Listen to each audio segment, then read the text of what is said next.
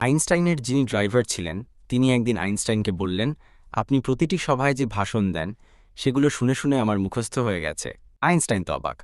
উনি তখন বললেন, বেশ, তাহলে এর পরের মিটিংয়ে যেখানে যাব তারা আমাকে চেনেন না। তুমি আমার হয়ে ভাষণ দিও আর আমি ড্রাইভার হয়ে বসে থাকব। এরপরে সেই সভায় তো ড্রাইভার হুবহু আইনস্টাইনের ভাষণ গড় গড় করে বলে গেলেন।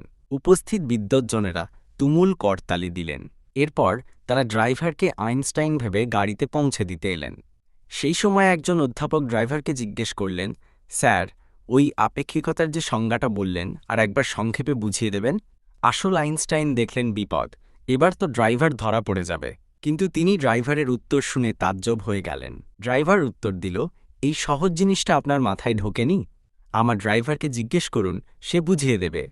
এখান থেকে শিক্ষা, জ্ঞানী ব্যক্তিদের সাথে চলাফেরা করলে আপনিও জ্ঞানী হবেন। আপনি যেমন মানুষের সাথে ঘুরবেন তেমনই হবেন। এই জন্যেই কথায় আছে, সৎসঙ্গে স্বর্গবাস, অসৎসঙ্গে সর্বনাশ।